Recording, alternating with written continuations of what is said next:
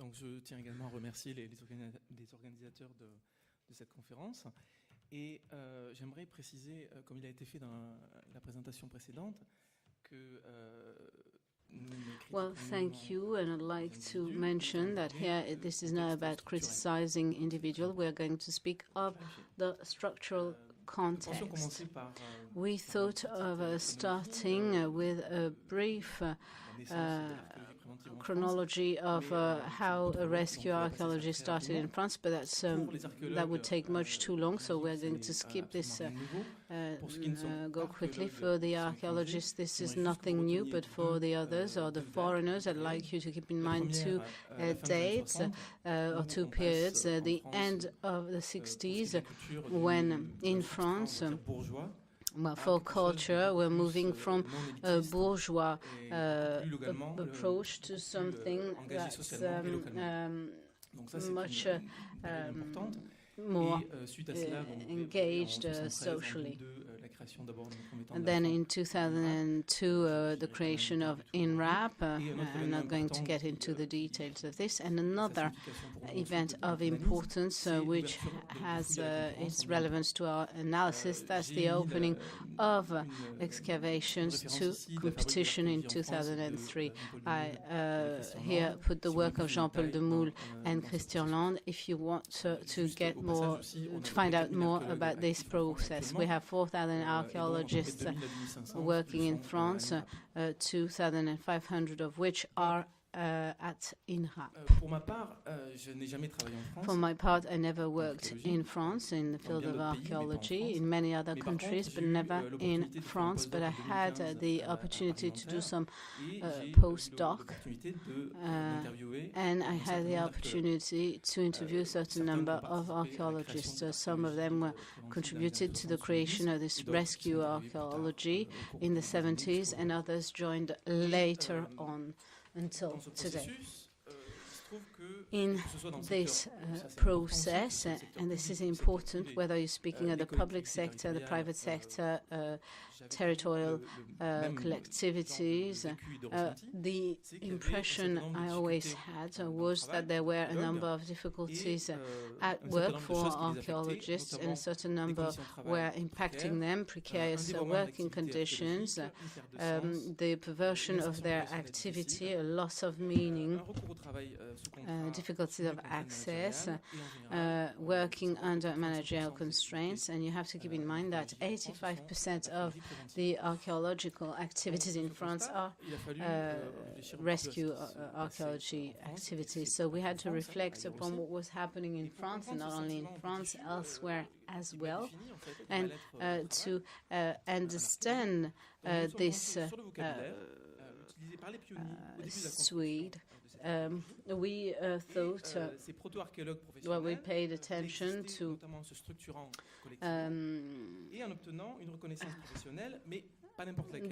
those who got some recognition. And I would like to quote the verbatim of someone who was doing some post-PhD research. So I'm not speaking now, I'm quoting. In the 80s, I was working under ideal conditions, a nice summary of what happened in the 60s, 70s, and 80s in France and elsewhere in Europe: collegiality, responsibility, sharing. I think we searched the sites properly. That is to say that both the scientific project was carried out and respected with its material limits, but people were fully committed, brilliant, fantastic. That's how everybody should be able to work, spending time on what they love doing, taking on the responsibilities that comes along with it, facing up to them, and going further. Looking further, that's about really building up one's life. All of those who've gone through this keep thinking about it. That's the end of the verbatim, which is clearly expressed in this testimony, aspiring to some form of happiness and aspiring to contributing to society. What we see in this ideal that was conveyed by pioneers, but also had to do with authority and the need to feel good in what you're doing. It is coming together with the managerial discourse. It has a twofold rationality, the managerial one that is focused on efficiency, and the trading, the commercial one that is focused on profit. And that's the idea of being profitable. So we can see the convergence between the discourse of the pioneer, self-development, professional development, accountability, the importance of interpersonal relations. For archaeologists, having discussions is important, but there's also corporate social responsibility related to sustainable development, and that can be related to citizens' involvement or general interests concepts. So there's something here coming together which can contribute to mobilizing people at work. We've seen something much more economic as well. That's since the opening to competition, that's since the beginning of the crisis, 2009, the budgetary imponderable became a central element in archaeology in any sector, that's public or private. And here we have the testimony of an archaeologist working at INRAP. We're still in a public culture where we do science, but they, that's his colleagues, do not take into account the budgets, but with the economic framework, with the economic context, this is suicide. What's interesting to see is that he is accepting that economics are prevailing here, as we all do, without even thinking about it. And also, he accepts that culture has to be a profitable business. This is extremely important to me. People often forget that culture is a choice.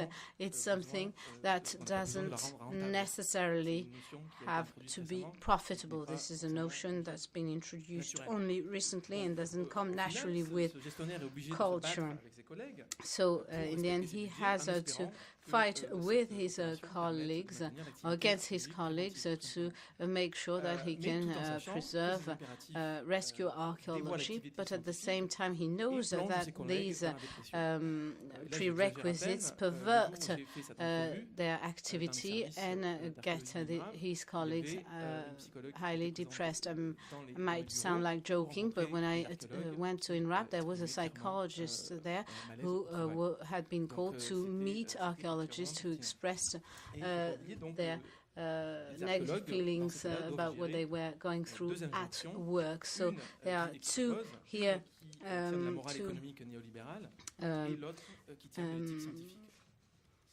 orders, so to say. One that is about liberal policies, and the other one that's their value. They are faced with a double bind. Here we have someone testifying from a private company. So I quote, "The vision I have, looking, passing on, and daring." It translates into groups who reflect upon how to innovate, being performant and involved in society. We have to modify our criteria. So we've become adult. We used to be teenagers. Archaeologists have to grow up and stand on their 2 feet. Apart from the fact that the discourse here is a bit patronizing and that he is actually saying that archaeologists are irresponsible people by nature, well, he is quoting some ethical principles such as searching and passing on, but he's also mentioning reality which forces him to make choices. When I held this interview, this private company that really has this objective in a very sincere way had to give up publishing a magazine that they had been publishing for years because they lacked the necessary means. Not only this publication was a problem, but I had other testimonies from people who work with such companies, and they said that the budgets were decreasing and there was it was difficult to fund research and participation in conferences as well as publications. So this is an empty shell. What the person is saying here is real, is sincere, but the economic fabric, or context means that they cannot work this way any longer. So with this example, what we can see is that the discourse we hear in archaeology, and which also relies on the managerial discourse, is potentially attractive, but is fraught with threats. For archaeology, it deals with a research publication side that is threatened, but there's a risk also for archaeologists who who are perceived in a paradoxical manner. On the one hand, their value is recognized as people in charge, but they are also seen as immature, people who can't tolerate frustration, and they are also identified as a risk factor for the profession if they don't change. We've seen in these two testimonies the importance to accept budgets, to make choices, to be less self-centered, without, of course, specifying whether this is about sharing research or doing research on your own would mean being self-centered. Now we are going to work on double binds, the double bind that archaeologists often face. Some works have been carried out on sociology, in the field of sociology and professionalism, and they show that the development in this notion means that it is polysemic. It both calls on professional ethics defended by people who master a profession, but this is also about implementing standards. You're a good professional because you are acknowledged as such by your peers and by management, and this can actually mean archaeologists are in front of a double bind. For instance, you might want to preserve ancient civilizations, which means that you need to resort to some specific care to preserve the context of the excavation and so on, but at the same time they're going to be asked to be quick so that they can free the space and that planning can take place and buildings can be built. Nicholas is now going to tell us of an example that shows this conflict in values. In 2015, the same year when I carried out my research in France, I took part in an excavation in England with a private company, an archaeological company. I didn't name it on the slide. It was Museum of London Archaeology, the name of this company. It is known for its innovation in terms of technology in the 70s, in the 80s. It was resorting to state-of-the-art technology, so I was expecting a lot from working with them in 2015. So there were 60 archaeologists, 3/4 English and 1/4 foreigners, to work on a cemetery and common graves dating back to the 18th century. So we were expecting to dig 3,000 skeletons. We dug 3,500 and they died of plague. We were told that we would be doing this in 3 months, but the real objective was 40 days. So we had to work in shifts of 8 hours. So we're working from 8 o'clock to 11 o'clock at night. That is night and day in the winter with specific lighting, because the night shift had to have lights. and under conditions that were quite difficult. If you want details on this topic, a publication was made in 2016. It is on the slide. It is mentioned on the slide, so I'm not going to describe this any further. And the developer was a corporation building a new underground line in the center of London. So now I'm going to focus on one incident, which we call the Formula One incident. The developer, you can see his representative at the center of the picture with the suit and the tie. Well, not the jacket, but at least the shiny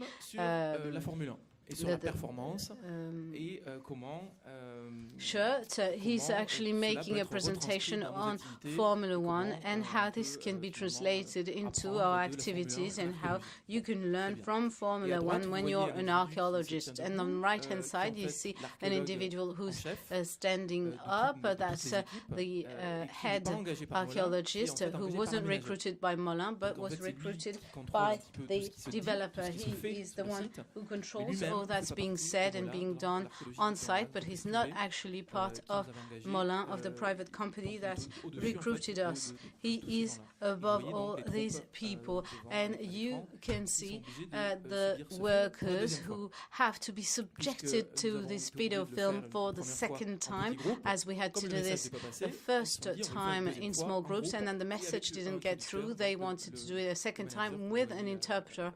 That is the manager that you can see in the center of the picture, who was insisting heavily on the meaning of the film and on what we were meant to understand from it.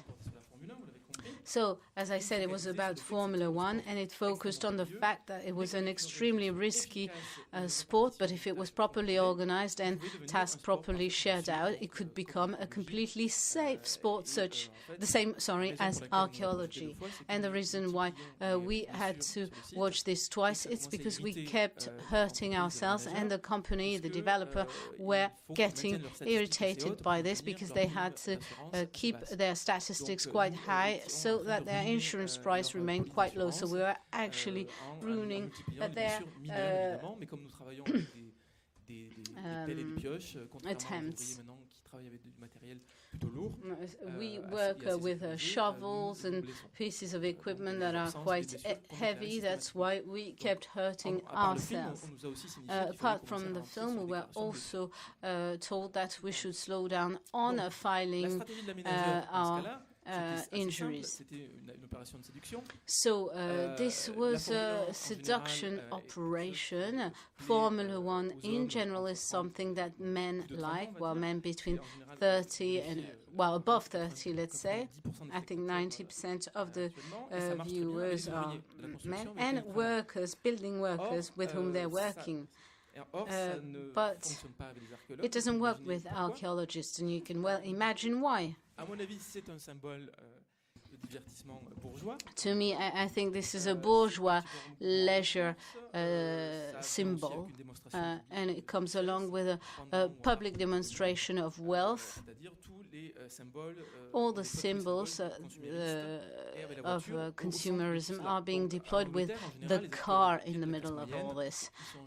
But in the UK, the archaeologists are middle class. They are quite aware of environmental issues, so that is absolutely irrelevant to them, and it only triggers a feeling of rejection from the very beginning of the broadcast. Of the video film. So now the film was aiming at underlying individual responsibilities and the definition of precise and limited tasks. The film was inviting us to give up on our bad habits of cooperating, of friendship and trust, to opt for individualized, fragmented organization where the values of competition prevailed. And of course, they keep speaking of health and safety to depoliticize the debate and try and make us believe that this is only common sense. Obviously, all this was quite violent and badly perceived by the archaeologists. One archaeologist said, "We are not really going to be archaeologists, but we are going to be construction workers soon." What she's clearly saying here is that the developer is actually taking over, and archaeology is going to be summarized to not much. During a second stage, there was some reaction during the film and before the film as well. And the reaction of the teams were quite strong, and that's how we bonded together even more. So they tried and resist. We tried to resist and undermine the process. And some of the archaeologists who were very much involved would excavate 10 or 14 corpses a day, but we, the rest of us, decided to excavate only 1 or 1.5 skeleton a day, and that was our sabotage for several weeks. So we've identified some open contradictions between the managerial discourse and the ethics of archaeologists, but the contradiction between the work itself and management is also an inner phenomenon. The subjects are trying to reconcile things that are unreconcilable. For instance, during the days devoted to rescue archaeology, we got the testimony of Frédéric Blazer, who said we're always working under pressure. Some reach the stage of burnout because what they are asked to do is unfeasible. And these unfeasible requirements can be explicit, such as this Formula One case, but they also can be implicit. With a contradiction between injunctions on the ground and the ethics. And here we have the testimony of someone whose company went into liquidation. He said, in July, I got a phone call from my hierarchy telling me that we had to leave the ground, leave everything as it were, otherwise the company was going to close down. If we were going to abandon the site, we didn't know who, when, or how anybody could take over from us. That's why before giving up, we had to think thoroughly about going bankrupt, and we did all that was possible to ensure the preservation of the site. Everybody was intensively involved. Everybody was supporting me to save the site. At the end, 1/3 of the company was on medical leave. It took a lot of time. We devoted a lot of ourselves, and then everything got lost, everything disappeared. This example, the violence of the situation, shows also the ambivalence of how dear is ethics, are ethics to you. For instance, this can contribute to reinforce your identity, but it can also make the situation, the objective situation of archaeologists more fragile. Here you see this gentleman who's losing his job. He's not spending time looking for another job. He's working partly voluntarily to actually save the site. And this can make archaeologists more precarious, and also the impression of being depossessed. And we dispossessed, and we see with this archaeologist that organizations, operators, developers are not managing this. I mean, we have only a couple of minutes left. Can we have another few, please? Thank you very much. So we're now getting to the advantages and the disadvantages of the profession. Here it is a table summarizing all this that you can see on screen. The profession of archaeologist meant that rescue archaeology was actually acknowledged, and the archaeologists were acknowledged as full players in the development of and the preservation of memory. It made it possible to develop techniques and be more rigorous, more efficient, compared to practices that might be more amateur practices, as we've seen this morning. But with this professionalization, there's the risk of being hijacked by developers because resorting to archaeologists on a building site, they might give a more ethnic image of their company or of their project. And this contributes to improving their picture, but they don't question the building project. Maybe this commercial mall is not necessary to the community, but nobody's going to ask the question. So the clients, the developers, the visitors of museums here are also key players in the way that they can lead to the merchandisation of items. We have the work of archaeologists on building sites that take place together with building professionals, so they might be classed as building workers. And what we've seen also is a loss of pleasure and waste of the time that is normally devoted and necessary to archaeology. So to summarize, rescue archaeology is under the control of neoliberalism, and we get to the third part of our presentation. How can we question all this and find solutions? We think that the fundamentals to such an approach is to question the words that are used to speak of the work, the activity, efficiency, productivity, for instance, in archaeology, and the fact that archaeology becomes a constraint when developing, building a project. This is, well, shouldn't be commonly used. I'll let you introduce the others. Well, there are several ways to think of archaeology. So there's a soft one, and then there's a more radical one.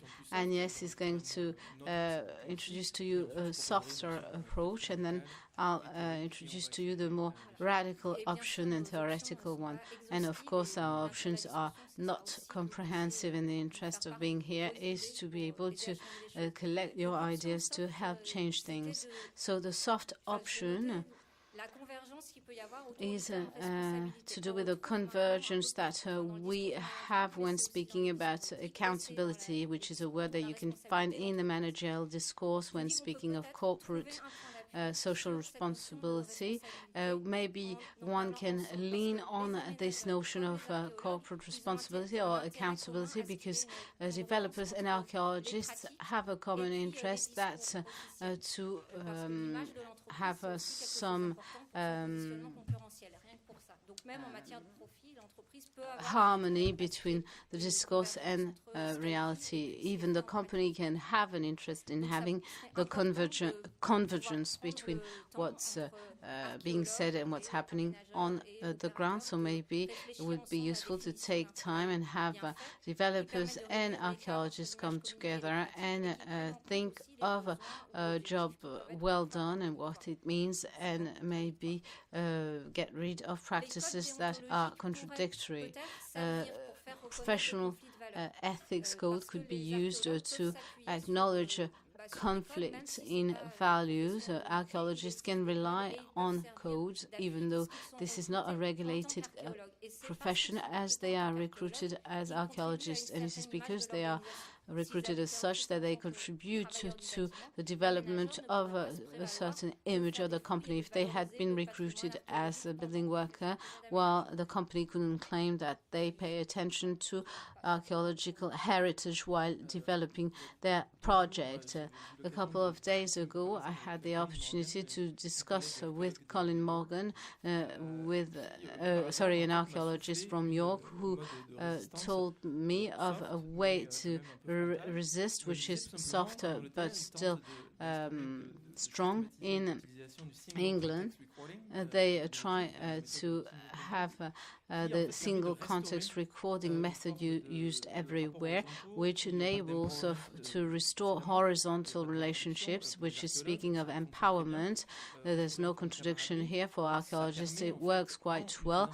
This is about a type of camaraderie as well.